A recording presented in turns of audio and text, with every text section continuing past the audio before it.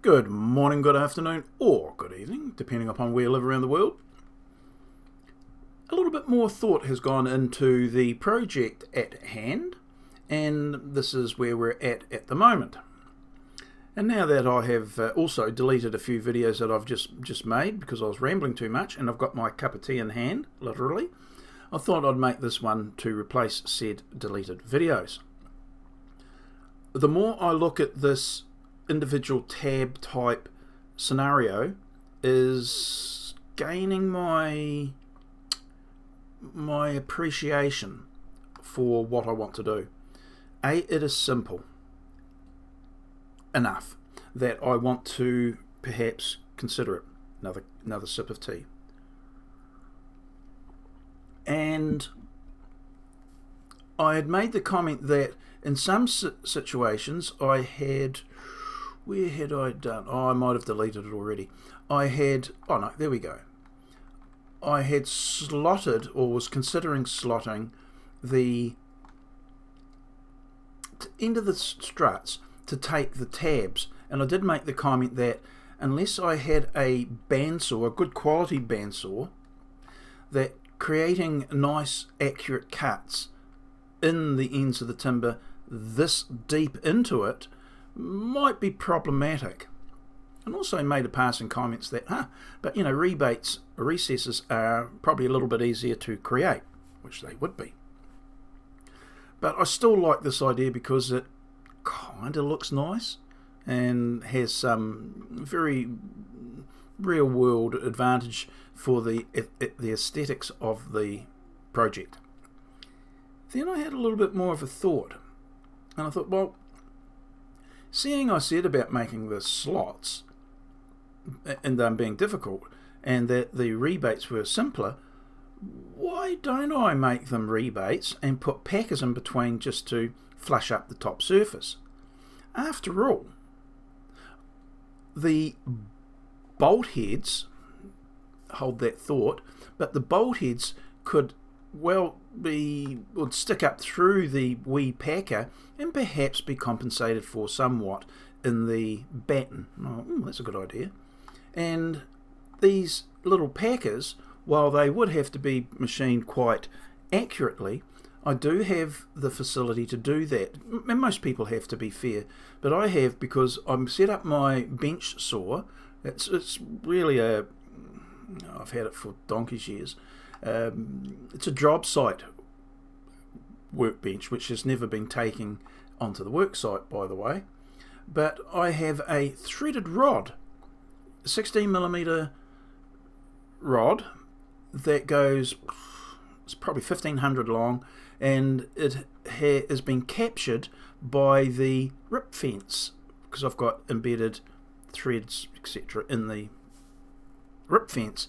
That means that it can't go anywhere once clamped down because it's meshed with the threads on the table saw and then the rip fence itself. Meaning I can dial in fractions of a millimetre relatively easily and repeatably.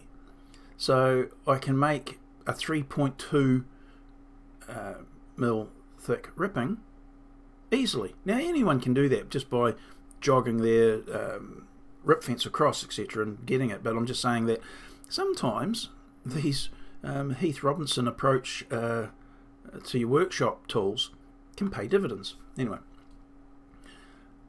individual tabs, individual packers, recessed with the bolt head coming through the bottom, or bolt head being recessed in the bottom of the batten, going through the other part of the batten, strut, rebaited, and the nut put on the bottom, as I saw in another photo, and I probably may well have done shown in a video.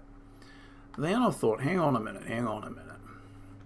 I may also want to beef up the joint in this area here, and most definitely here. Well, how do I go about that? Well, again, drawing on other photos that have had people build them already in the real world and probably didn't worry about it like I do. They doubled up the width of their timber in the opening area. And so they've already gone through the thought process that I've been chewing over and banging on about for the last goodness knows how long. And at the same time, at 3 o'clock in the morning, when of course you do your best thinking when you can't sleep, I thought, oh, if I'm beefing up the timber, why not beef up the bracket? And have them top and bottom. And bolt them together so that these two at least become quite robust. Now, I show the top one because it's easiest to see, but it's really the bottom ones that I'm thinking about, and they're the ones that will do 90% of the work. I'm keeping the same size on top because it's just more visually balanced and it's easier, you could say. But yeah, I thought, right, we've got a common hole in all of the tabs, be whatever width they are, but they're bolted through together on a tube, which I'm going to make bigger because that would give more stability to the plates to stop bending. But once they're bolted together in the two assemblies, this becomes a very rigid joint. Now, how rigid? Well, I can't quantify because I'm not an engineer. I'm only chewing the fat with the screen at the moment, saying, well, this seems to my eye to be reasonable. I also thought of having them pre-drilled in the workshop, and then I thought maybe, just maybe, that might be a little bit too demanding for me. So I thought, right, we can pre-mark them for this top plate, and then nice sharp drill, a jig or whatever, drill down through whatever plate is underneath, and at least these two would be joined together quite strongly here and one bolt here. The reason there's not one over here is because it doesn't really align properly. This one, yes, this one, not so much. Although, at the end of the day, this may get one as well. I'm looking at it still. So that's where I'm at the moment, and I thought, well, that's good. That can bolt through. It does bolt through this, but there's at the moment, the way I've got them assembled, there's a wee 3mm gap. Hey, I can get 3mm washers and put in there, and that takes up that another 3mm packer there, and I can put a washer in, etc. So it's going to be super solid. If it even gets a bolt there, it may be just these two. Who knows? Then I was thinking, and this is why I said that thought about the bolt heads. What does it look like from underneath? And I don't know whether I like that idea.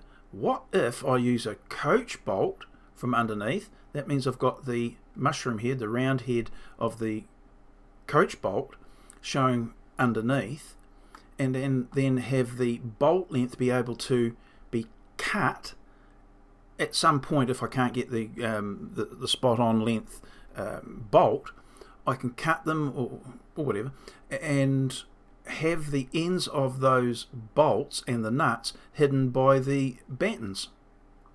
I thought, that seems to make more sense, because cosmetically this isn't as pretty as the star plates, which is my much talked about and favoured. I should get a commission for every time I say star plates and Viking domes. I don't know them, I have never contacted them, so there's no conflict or anything there. I'm just saying that I think that particular type of hub system is probably the nicest one. In some ways almost superior to the Altbar type solid strut, because it doesn't have the complexities. The Altbar has a lot of complexities, that's what I'm saying. The star plate is very nice for me. Other people might think I'm full of it, which is also possible, but this is why I've titled this particular file Alternative Star Plate That's Not a Star Plate. This meets some criteria that even the star plate does not meet. or would be difficult to meet. And that's the case with a lot of assembly types. They won't meet my particular requirements. The use of auxiliary battens, a secondary component, takes care of that, some of those issues I'm imagining, and it certainly takes care of mine. But I'm trying to keep the center line of my struts, the combination of these, so that point there, the center line, exactly in the geometry for the dome. If I get it out, I can create it with these battens, and that means that I can, if I wish, lift up or lower some of these struts, and I compensate for them with the battens. That is still to be looked at in this scenario. I'm balancing too many balls to entertain that just now. I'm leaving these in the geometrically correct place anyway. You don't need to know that. So, where am I at now? I will continue making up these models, and in particular this one here, and decide whether to double up the strut there. Good chance that it will. That accommodates a much more robust assembly and stops the rotation of this triangle backwards and forwards under varying loads. Under constant load in one direction, I would be much more at peace with much of what I've shown so far. But structures don't have constant pressures on them in one direction.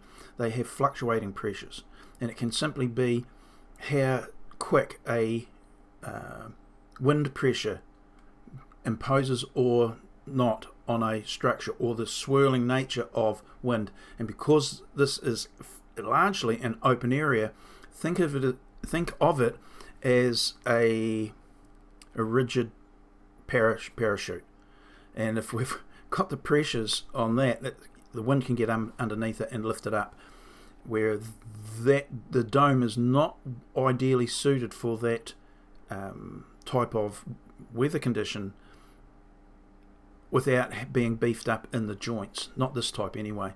Your ordinary dome, super strong. This, you've ripped the guts out of it in a lot of ways by opening up this area, and that's why the Alt bar and the star plate approach is very good for these sorts of domes, because they can balance out the loads top and bottom. Anyway, engineer would explain that better than me. And I'd love to have an engineer on board to chime in and say, no, David, you're so wrong. I don't mind being wrong, but I need to be aware that I'm wrong. And of course, being wrong in this department could cause serious problems to health and finances. So if I sound paranoid, you are correct. I'm over-egging the situation, but that joint and that joint can be under-engineered to, I just shudder to think what could happen. Landscaping, it's just a bit of landscape, don't care, if it falls over, doesn't matter. Oh, really? Yeah, that's not... I actually went on, just a wee backstory. Perfectly legal, strong carport was built at the end of where I live right now. I've lived here all my life. I was walking home from school in one of the worst storms that New Zealand had seen. We had a maritime disaster, the Wahine disaster, where it sunk and in Wellington, going into Wellington. And I was walking home as a young boy, walked in underneath the carport, because it was freezing cold, raining, etc. You get the story, the idea. And then as I stepped out, bang, the thing went down. Unbeknownst to me, where my mother was working, her boss says, oh, that young boy was lucky. He just walked out from underneath the carport and when it collapsed. That was me. And that's always played as a 10 or 11-year-old. Not that I've that issue, but the story that I've remembered is that even good structures, which it wasn't adequate for the situation. And if this were to be built by me, and someone was standing under it, while for whatever reason they thought they were safe, and it were to collapse under whatever weather conditions, okay, how do you feel now? If you had the chance of doing the work necessary, either to build it overly strong because of your paranoia, or choosing that you haven't got the credentials behind you and not to build it. And that's why engineers kind of walk on water with me, though I have great respect for them. So there was a few minutes of me giving you a wee bit about my background and why I'm so concerned about these things. And I've worked in the industry for 45 years as a consequence. I've seen things that I look at and just shake my head. Well, there you go. Now you know. Righto, with that, I'm going to finish my cup of tea, and I will see you in the next one. Righty-ho. Goodbye. See you later.